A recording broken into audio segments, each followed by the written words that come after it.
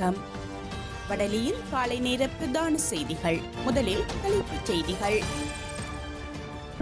எரிபொருளுக்கான வரி தொடர்பில் ஜனாதிபதியின் அதிரடி அறிவிப்பு. நினைவேந்தல் குறித்து இனி அதிக கவனம் செலுத்தப்படும். பொதுமக்கள் பாதுகாப்பு அமைச்சர் தெரிவிப்பு. அரசியல் கைதிகளை வைத்து அரசியல் நடத்தும் இடமளியோம். அவர்களை விடுவிக்க நடவடிக்கை எடுப்போம். அரசாங்கம் உறுதி. அமெரிக்கா மெக்சிகோவில் எல்லையில் அவசர கால நிலைமை. குடியேற்றவாசிகள் நாடு கடத்தப்படுவார்கள். ட்ரம்ப் எச்சரிக்கை. தொடர்பான விரிவான செய்திகள். எரிபொருளுக்கான வரியை நீக்க முடியாது என ஜனாதிபதி அனுரகுமார திசாநாயக்க தெரிவித்துள்ளார். அளுத்கம பிரதேசத்தில் நடைபெற்ற மக்கள் சந்திப்பொன்றில் அவர் இந்த விடயத்தை குறிப்பிட்டுள்ளார். 1 லிட்டர் டீசலின் விலையை 300 ரூபாவிற்கு குறைந்த தொகையில் விற்பனை செய்யக்கூடிய நிலையை தேசிய மக்கள் சக்தி அரசாங்கம் உருவாக்கியுள்ளதாக தெரிவித்துள்ளார். எனினும் எல்லா மாதங்களிலும் எரிபொருள் விலைகளை குறைக்க முடியாது என அவர் குறிப்பிட்டுள்ளார். டீசலுக்கு பாரியளவு வரி விதிக்கப்பட்டுள்ளதாகவும் இதனை அகற்ற முடியாது எனவும் அவர் சுட்டிக்காட்டியுள்ளார். பெட்ரோலிய வள கூட்டுத்தாபனம் பெற்றுக்கொண்டுள்ள கடனை அறவீடு செய்யும் நோக்கில் திரைசேரியினால் இந்த வரியை அறவீடு செய்வதாக தெரிவித்துள்ளார். எனவே பெட்ரோலிய கூட்டுத்தாபனத்தினால் பெற்றுக்கொள்ளப்பட்டுள்ள 900 பில்லியன் ரூபாய் கடன் செலுத்தப்பட்டதன் பின்னரே இந்த வரி நீக்க முடியும் எனவும் அவர் குறிப்பிட்டிருந்தார். நினைவேந்தல் என்ற பெயரில் வடக்கு கிழக்கில் இடம்பெறும் நிகழ்வுகள் தொடர்பில் இனிமேல் அதிக கவனம் செலுத்தப்படும் என்று பொதுமக்கள் பாதுகாப்பு அமைச்சர் KM ஆனந்த விஜயபால தெரிவித்துள்ளார். உயிரிழந்த தமது உறவுகளை நினைவேந்த இந்த இனத்தவர்களுக்கு முழு உரிமையுண்டு. அதை எமது அரசு தடுத்து நிறுத்தாது. ஆனால் வடக்கு கிழக்கில் சில நினைவேந்தல்கள் நிகழ்வுகளில் அரசியல் தலையீடு ஆதிக்கம் செலுத்துவதால் அது வெளியில் வேறொரு கோணத்தில் பார்க்கப்படுகின்றது. தெற்கில் உள்ள ஒரு தரப்பினர் அதை பயங்கரவாத கண்ணோட்டத்துடன் பார்க்கின்றார்கள். இதனால் வடக்கு தெற்கு அரசியல்வாதிகளுக்கு இடையில் பொதுவெளியில் கருத்து மோதல்கள் இடம்பெறுகின்றன.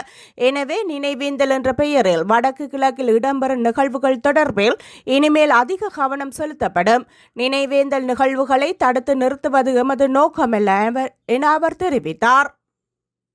விவசாய உற்பத்தி பொருட்களுக்கு 10% கழிவு அறவிடப்படுவது இந்த ஆண்டு ஜனவரி மாதம் 1ஆம் திகதியிலிருந்து முழுமையாக நிறுத்தப்பட வேண்டும் என வடக்கு மாகாண ஆளுநர் வேதநாயகன் விடுத்திருந்த பணிப்புரைக்கு அமைவாக யாழ்ப்பாணம் மாவட்ட உள்ளூராட்சி உதவி ஆணையாளர் அலுவலகத்தினால் மேற்கொள்ளப்பட்ட நடவடிக்கைகள் தொடர்பில் எழுத்து மூலமாகவும் தெரியப்படுத்தப்பட்டது.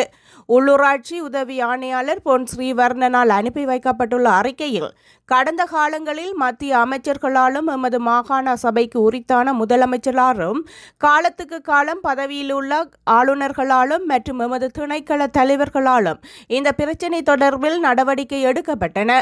இருந்தபோதும் இப்பிரச்சினையை எம்மால் 100% கட்டுப்பாட்டுக்குள் கொண்டு வர முடியவில்லை. எமது திணைக்களம் சார்ந்து எடுக்கப்பட்ட நடவடிக்கைகள் சிலவற்றை குறிப்பிடுகின்றேன்.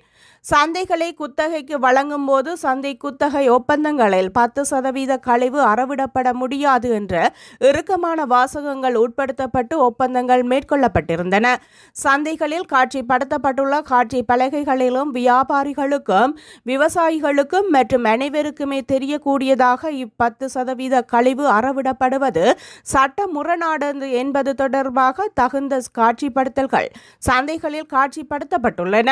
உத்தியோகத்தர்கள் அடிக்கடி சந்தைகளுக்கு பயணம் மேற்கொண்டு மேற்பார்வை செய்கின்ற நடைமுறைகளும் இருந்து வந்துள்ளன. ஆயினும் இதனை எம்மால் 100% கட்டுப்படுத்துவதற்கு முடியவில்லை. மறைமுறையான முறையிலே முன்னெடுக்கப்பட்டு வருகின்றது. அதாவது பேரம் பேசி வாசலில் கழிவுகள் அறவிடப்படுகின்றன. இது தொடர்பாக பாதிக்கப்பட்ட விவசாயிகளோ அல்லது ஏனையோரோ துணிந்து இவ்விடயம் தொடர்பில் முறையிடுவதற்கு தயங்குகிறார்கள்.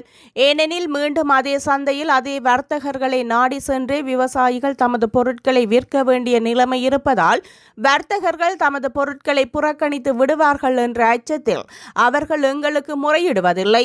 இருப்பினும் சில முறைப்பாடுகள் கிடைக்க பெற்ற போது நாங்கள் அவற்றை ஆராய்ந்து நடவடிக்கை எடுத்தும் உள்ளனர். முறைப்பாடுகளை ஆராய்ந்து உறுதிப்படுத்துவதில் சிரமம் காணப்படுகின்றது. முறைப்பாடுகளை உறுதிப்படுத்தும் பட்சத்திலேயே நடவடிக்கை எம்மால் மேற்கொள்ள முடியும். நடவடிக்கை எடுப்பதற்கு தேவையான ஆதாரங்கள் சேகரிப்பிலும் பல்வேறு சிரமங்கள் காணப்படுகின்றது என தெரிவித்தார்.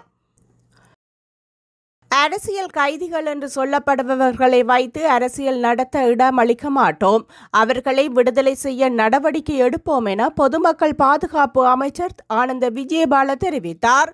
அரசியல் கைதிகள் என்று சொல்லப்படுபவர்கள் தொடர்பில் நீதி அமைச்சர் தெரிவித்த கருத்தை சிலர் மீண்டும் அரசியலாக்கியுள்ளனர். உண்மையில் நீதிமன்ற வழக்குகளில் அரசியல் கைதிகள் என்று எவரும் இல்லை.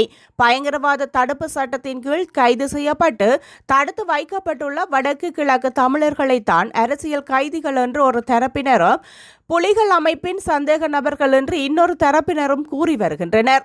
அப்படியானவர்களில் 10 பேர் வரை தற்போது சிறைகளில் தடுத்து வைக்கப்பட்டுள்ளனர். அவர்கள் மீதான வழக்குகளை ஆராய்ந்து அவர்களை விடுவிக்க நடவடிக்கை எடுப்போம்.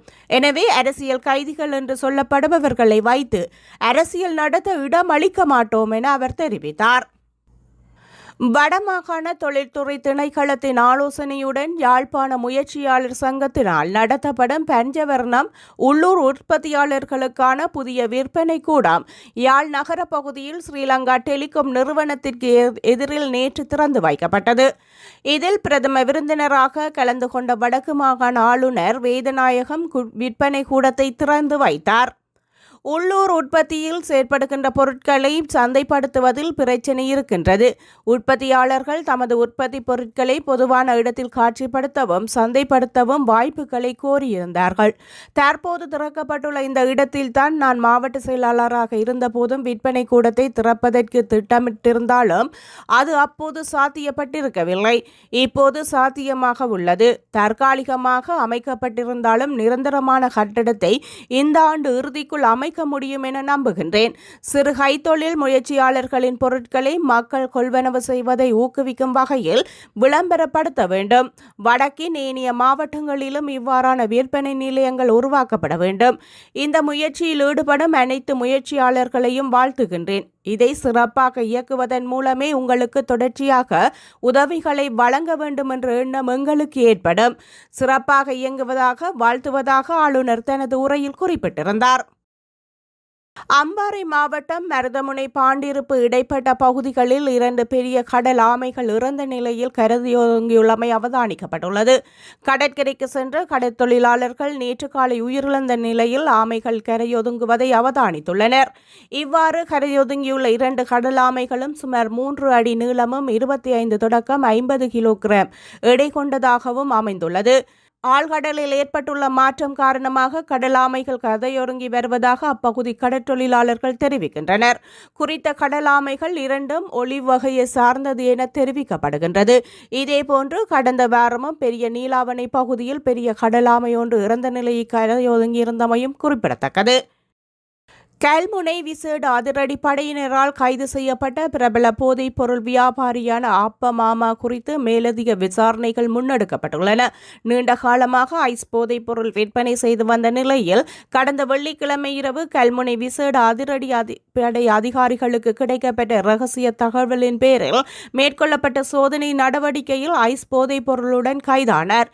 அம்பாறை மாவட்டம் பெரிய நீலாவணை போலீஸ் பிரிவிற்குட்பட்ட மருதமுனை பிரதேச வைத்தியசாலை வீதி மற்றும் தேசிய பாடசாலைக்கு அருகில் வைத்து பெரிய நீலாவணை விசி வீதியை சேர்ந்த 37 வயதுடைய சந்தேக நபரை இவ்வாறு கைது செய்யப்பட்டுள்ளார்.